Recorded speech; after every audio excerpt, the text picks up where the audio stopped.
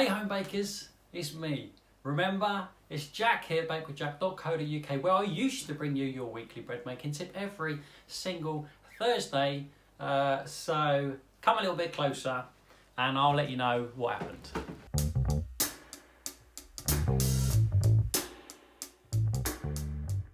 Wow, things got a little bit crackers there for a little while, didn't they? I wanted to pop in today for the first time in a long time with a video of two parts. Firstly, I'd like to explain where I've been, why I haven't been here, what I've been doing and what I plan on doing next. And secondly, probably more importantly, I want to celebrate you. So many of you have got in touch with me over the last couple of months, and I'd like to share your epic triumphs and unbelievably inspirational stories. If you want to skip this update part, I'll put a timestamp here. I appreciate that, but I don't want you to miss out on the second part of this video just because you get bored of me talking. So please, if you don't want to hear the update, you just want to go straight there, go straight there. Just before we went on lockdown, I cancelled everything. Classes, demonstrations, private bookings, all of it straight away. It was sad, and I felt sad, but I also saw a massive opportunity there. There's so many things that I want to do but I can't do because I'm strapped for time, like bring you more content, improve the content that I bring you, make new products for the shop. There's loads of things that I want to do. Get started on online courses, but I never had any time to actually pause and think and do it, and that pause, although it was out of my hands, felt like a gift. I was sad for one part and excited and curious for the next of what I could do now. And then we went on lockdown and the whole world started making bread at home. So many of you found me for the first time. We smashed that 100,000 subscriber milestone to smithereens.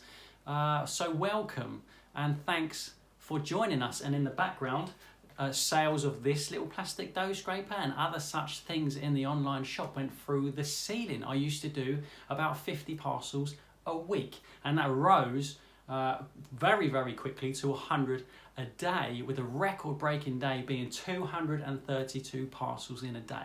232 parcels in a day.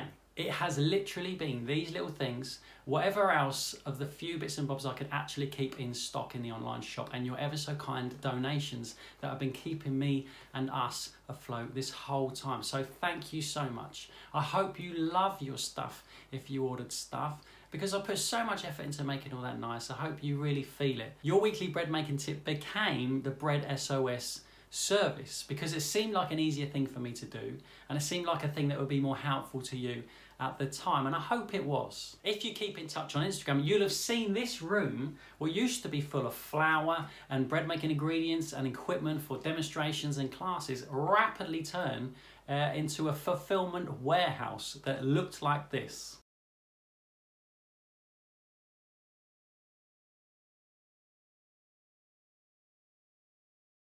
I packed your stuff in here all day long. My wife once in a while would bail me out for the day, so I would spend the day with the kids for a change, but we wrote every single address with a pen. I folded every single apron, every single cloth. I picked it, I packed it, I put it in the car and drove it along the silent, deserted, derelict streets to the post office before it shut. And they did not like that one bit, I can tell you.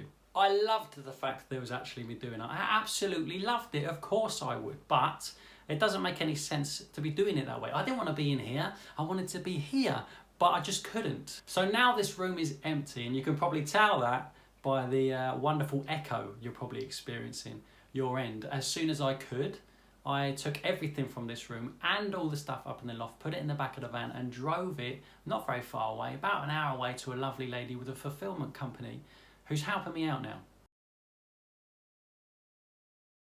Your shop orders are now being handled daily by professionals who are picking and packing stuff with as much care as I was, and providing you with a way better service than I ever could by myself. Of course I feel partly sad that it's not me doing it anymore. Of course I do. I feel like there's sometimes in life where the hardest thing can feel like hanging on, where like clinging on to something by the edge of your fingertips for just a little bit longer can be the hardest thing in the world. But there's other times, even more so perhaps, where letting go can be just as difficult. But having fulfillment now and letting go of that one thing frees me up to be able to make content for you and help you to make amazing bread exactly like I should have been doing all along. I want to come back. This whole time I've been wanting to come back, and it might sound a little bit silly, but I'm a little bit scared. I realised the other day that I had this perfect image in my head of an epic comeback, of a massive announcement of the return of the weekly bread making tip. A whole new image. It will be filmed on an actual camera, which I bought months ago. It's literally sitting over there in the box where it was months and months ago. Actually, it was over there for a while, and now it's back over there. And I was going to edit it on new software, and like it was going to be unbelievable. But I'm just a little bit scared of that. I worry because I'm not entirely sure whether that could be sustained for any period of time. My wife has returned to her normal patterns of work now, which means my work is squeezed into 3 days a week, and the rest of the time I'm at home doing schoolwork with the kids. This is what life is like now. My working hours are sporadic, and opportunities to film are few and far between. And so I feel like a big announcement would only be setting myself up for failure. But what if there was another way? What if there was a return, but there was a gentle one? What if I popped in here to explain to you what's been going on this whole time and what my life is like now? What if I removed the pressure I put upon myself by saying every single Thursday in the beginning of each video, and instead of saying that, I just said something like every once in a while? Old habits die hard, and there's so much that I want to bring you. I'd literally do it right now if I could do it all. But what if I brought a video out every couple of weeks, or whenever it came, and whenever it did come? What if it came out on a Wednesday, or even a Monday? What if, against all of my natural internal instincts, and this is making me feel really uncomfortable, weirdly, I don't know if you noticed that, what if every single Thursday could be one of those things that I let go of too, in order to benefit everyone in the bigger picture? I want to be here, I really do. I've had this nervousness, this ball of nervousness churning up inside of my tummy every single week for the last few months, feeling like I should be able to do it all, and I'm not. Feeling like I'm failing and letting people down every single week. I've seen massive channels completely abandon their audience like that without even thinking about it. Without even thinking, talking to the numbers instead of talking to the people. And I'm not that. I don't want to be that. It sucks to be part of an audience of a channel, to be a fan of something that you're enjoying, and they just drop the ball without even telling anybody what's going on. That's rubbish. That's not me. I'm still here. Things change, but they continue. So I'm not letting go of this, but I am letting go of the way that I do this and putting less pressure on myself to produce stuff every single week. We are making a comeback here, but a gentle one. And before we do, I'd like to celebrate you. So many of you got in touch with me over the last few months just to say thank you, and to you, I'd like to say you're welcome. Thank you. Some of you have even reached out to me just to check if I'm okay, which has been so lovely. Some of you have got in touch with stories of how you finally cracked making homemade bread and how it's changed your life, or how your life has changed, but making your own bread at home has helped you to get through it. I'd like to take a moment to read out some of your triumphs during lockdown, because this stuff can't go unnoticed. It would be a nice way of ending this chapter and starting the new ones. Your bread making challenges overcome, your inspirational words. Sometimes I sit in front of the computer reading your emails and thinking, I cannot be the only eyeballs to be seeing this. Seriously, this cannot not be shared with the world. So here's to you. Umesh in Solihull just started making bread at the age of 47 and made this epic loaf. Chris is really enjoying making sourdough as per my recipe, and it looks like this.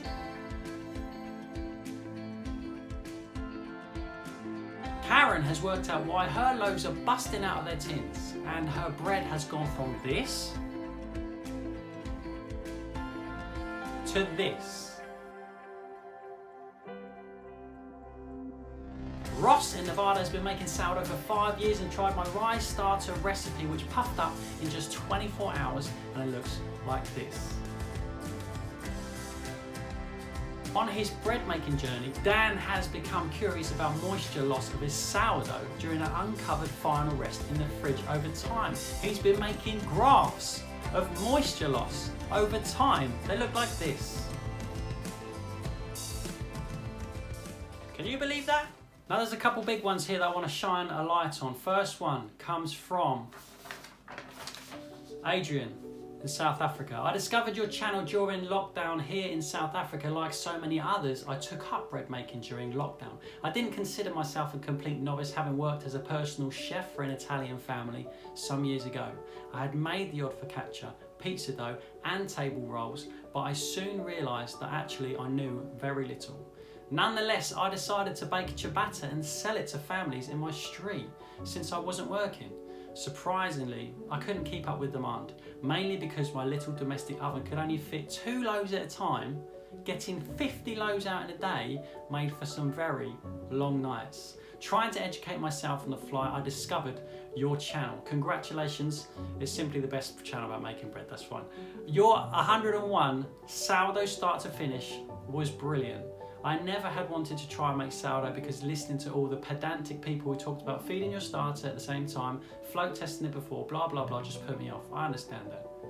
Your no BS approach convinced me to try it and I loved it. Long story short, I started selling my bread and the interest is enough that I've decided to invest some commercial baking equipment and start a small artisanal bakery. I live in Johannesburg. For most people, getting sourdough requires a special trip to a bakery quite far from the local grocery store. So I'm going to be offering a bread delivery. Making it convenient, sourdough bread could become their everyday bread. How cool is that? One more before we finish. Check this out, this is unreal. Hey, my name is Raz and I'm from the Manila, Philippines. I just want to say thank you because 2 months ago we lost our jobs because of the pandemic. 2 months ago we have zero knowledge about baking. 2 months ago I didn't even know how to turn on the oven. We kept copying recipes on how to make bread and kept on failing until we saw your channel.